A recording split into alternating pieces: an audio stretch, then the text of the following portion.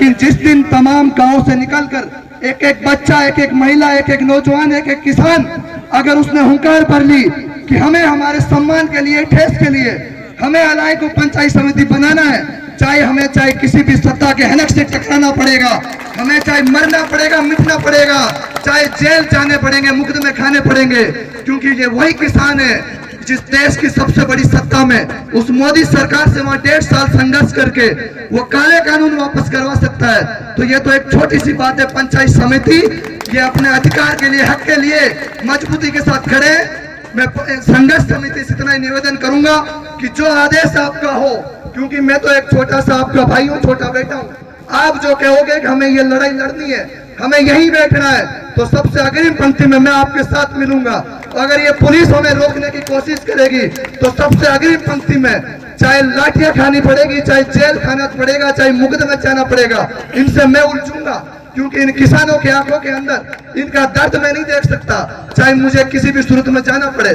क्योंकि मेरा हमेशा से सिद्धांत रहा है कि अगर सामने से कोई शांति व्यवस्था से पेश आता है तो उसके शांति से पेश आएंगे, अगर वो गुंडागर्दी रवैये से, तानाशाही ताकत से पेश आएगा तो हम दोगुनी ताकत से पेश आएंगे। क्योंकि हमारे संस्कारों में ऐसा लिखा है कि अगर सीधी अंगुली से घी नहीं निकलता तो टेढ़ी करनी भी पड़ती है। अगर सामने से कोई प्यार से बात करेगा तो हम उसको मान सम्मान के साथ दोबारा प्यार के साथ बात करेंगे, लेकिन सामने से कोई अंगुली खड़ी करके बात करेगा, मुझे बड़ा दुख लगा कि इन पुलिस के भाई इन मेरे किसानों को, माताओं बहनों की गाली दे रहे थे। वो लोग कह रहे थे कि हम यहाँ पे बैठ जाएंगे, मर जाएंगे, आगे नहीं चढ़ने देंगे, हमारी ड्यूटी का सवाल है। मैंने कहा आप क्यों मर जाओगे, मारा तो इन किसानों का है। ऐसे थोते फैसले थोप के इन किसानों का धनी कौन है, इनका कौन है? प्रशासन का काम होता है जनता और सरकार के बीच में सामंजस्य स्थापित कर इनकी आवाज को ऊपर तक पहुंचाना। तो मैं आपको इतना ही निवेदन करूंगा, मजबूती के साथ आपको डट के लड़ना है, क्योंकि ये लड़ाई आपके सम्मान की, आपकी पहचान की है। अगर आज चुप रह गए तो आने वाले समय में ये तमाम लोग, ये धनासेठे लोग आपके ऊपर थूक के जाएंगे, आपको पूछेंगे क्या कर लिया, बना लिया अलाई पंचायत समिति। तो आपको मजबूती से, चाहे किसी भी सूरत में कहीं भी जाना पड़े, चाहे हमें कहीं भी चलना पड़े, कलेक्ट्रेट चलना पड़े, चाहे कहीं चलना पड़े, राजधानी चलना पड़े, हम हमेशा मजबूती के साथ हजारों लाखों की संख्या में तैयार है। जो संघर्ष समिति का फैसला होगा उसके साथ मजबूती के साथ खड़े।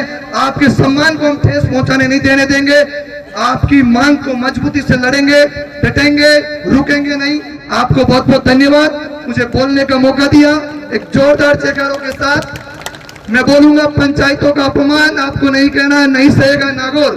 पंचायतों का अपमान, पंचायतों का अपमान। जय जवान, इंकलाब, किसान को राम राम साथ। धन्यवाद, बहुत बहुत धन्यवाद भाई लादूराम जी गोदारा का जोशीली वाणी से। अब मैं एक बात आपको पूछना चाहूंगा कि सारे भाई किसान भाई